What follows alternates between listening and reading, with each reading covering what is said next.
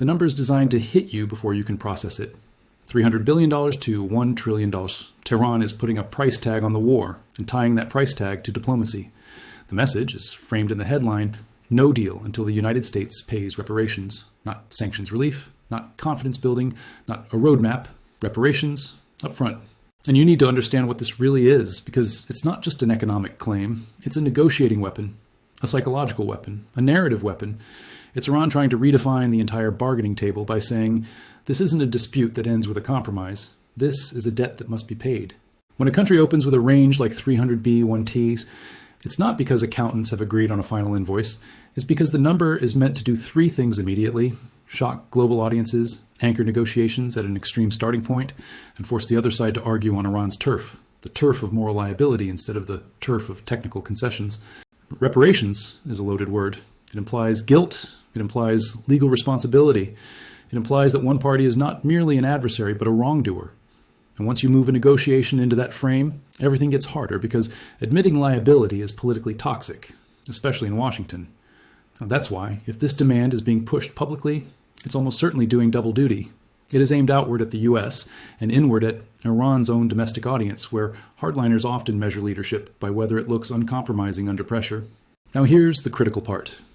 Even if the US never pays reparations in the literal sense, a reparations demand can still succeed as strategy if it produces an alternative outcome that looks like reparations without being called reparations. That could mean unlocked funds, structured economic relief, reconstruction support through third parties, or sanctions carve-outs packaged under a different label. So the real question isn't, will America write $1 trillion check? The real question is, what is Tehran trying to extract by framing this as a debt, and what will Washington be willing to give to make the headline go away? Because negotiations don't move on moral arguments. They move on leverage.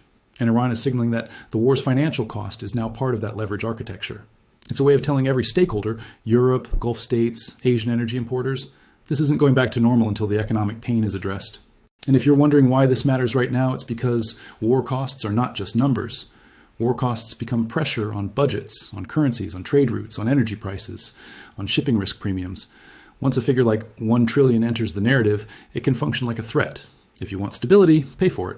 So in this briefing, I'm going to break down what a reparations demand actually does inside diplomacy, what this price range likely represents, what Iran may really be asking for behind the scenes, and what the next moves look like. Because a demand like this isn't usually the end of talks. It's the opening bid in a much larger bargaining strategy. Let's talk about the numbers, because 300B to 1T is a range so wide it tells you the figure is political before it is technical. That range can be built from many categories: direct infrastructure damage, lost energy revenue, trade disruption, currency impact, reconstruction estimates, military expenditures, long-term GDP loss projections, and the compounding cost of sanctions and isolation linked, fairly or not, to the conflict environment. Governments use numbers like this to create moral clarity in a messy war. They're saying, we didn't just suffer casualties, we suffered systemic theft of our future. It turns a war into a balance sheet of grievance. And it's persuasive because even people who don't understand the battlefield understand money. Now, reparations also functions like a legal term, and that's where the messaging becomes strategic. Under international practice, reparations are typically associated with recognized wrongdoing in a settlement framework, often involving international institutions, arbitration, or negotiated agreements. But in real politics, states invoke legal language even when they know the legal path is unlikely, because the purpose isn't to win in court. The purpose is to win in public opinion and leverage. This is where the phrase "before any deal" matters. It tries to reverse the usual logic of negotiation. Typically, talks proceed as confidence building first, then broader settlement, then long-term economic normalization. Tehran's framing attempts to say, economic compensation is not the reward at the end, it is the entry fee at the start. Why do that? Because it tests whether the other side is negotiating from strength or from urgency. If Washington is desperate to stabilize markets, avoid escalation, or maintain coalition unity, then Tehran is probing whether it can force concessions quickly. If Washington is not desperate, it can dismiss the demand as propaganda and dare Iran to walk away. So this becomes a strength test, disguised as a money dispute. But here's the deeper layer. Iran may not actually be demanding reparations in the pure sense. It may be demanding economic outcomes that can be sold domestically as reparations. That can look like release of frozen or restricted funds through approved channels, a phased sanctions, rollback tied to verification steps, energy export allowances, or waivers for specific buyers, access to financial systems, shipping insurance, and trade credit, international reconstruction funds administered by third parties, compensation mechanisms framed as humanitarian stabilization rather than liability. In other words, the label is reparations, but the operational goal may be economic breathing room that changes the internal stability calculus. Now add domestic politics. Hardliners benefit when diplomacy is framed as victory rather than compromise. Reparations first is a way to say, we're not begging for relief. We're collecting what we're owed.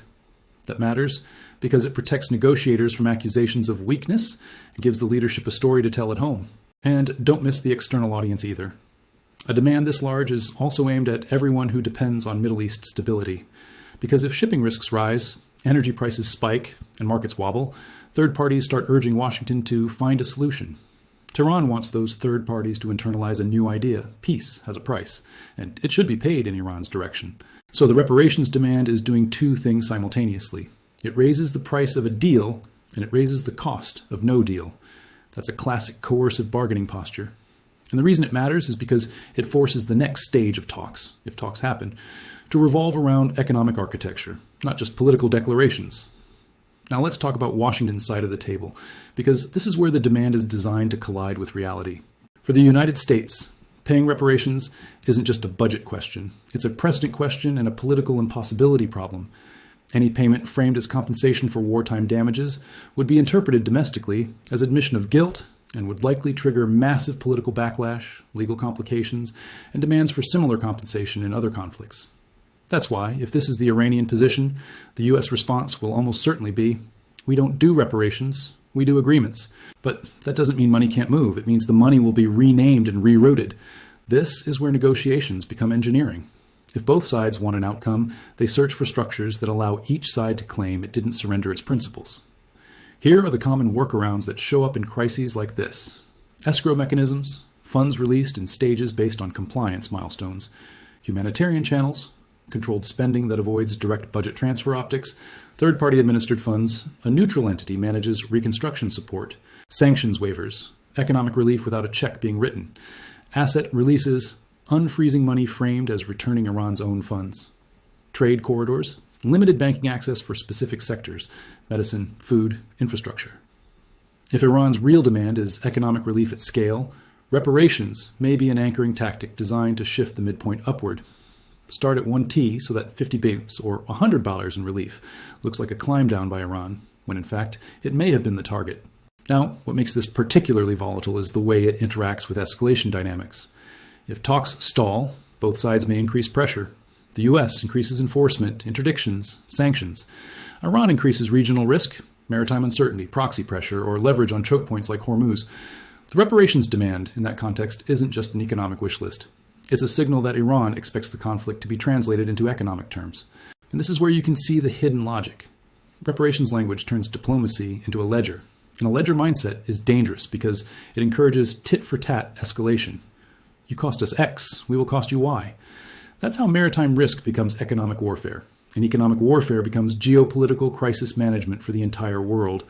So what happens next depends on whether this was meant as a hard stop or a bargaining opener. There are three realistic paths. Path 1, the demand is softened quietly, relief is structured creatively. Publicly, the word reparations remains. Privately, the talks shift to sanctions, relief, asset access, and phased economic normalization. Path 2, the demand becomes a loyalty test for hardliners, talks freeze.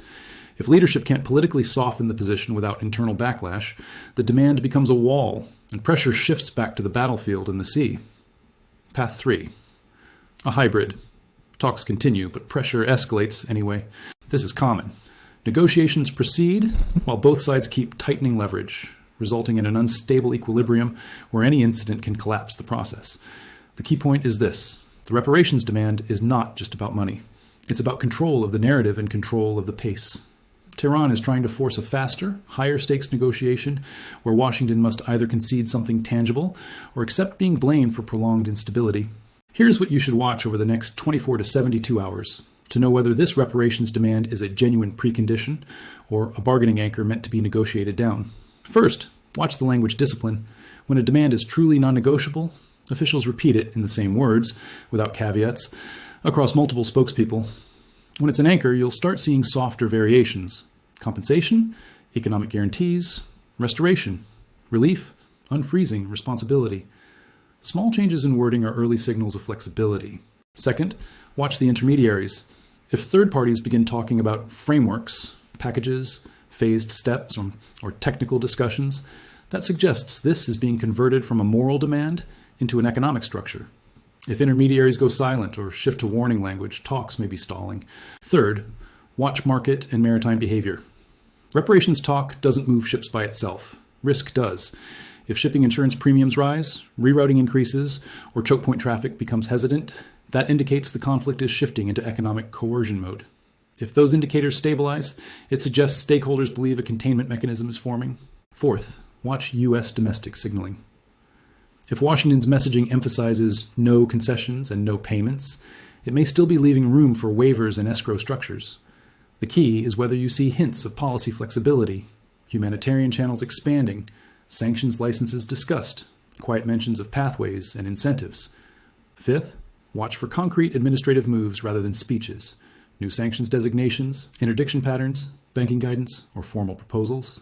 In high-stakes bargaining, action signals reality more than rhetoric. And here's the larger truth. Claims like 300B1T are designed to make the war feel financially unpayable unless someone changes course.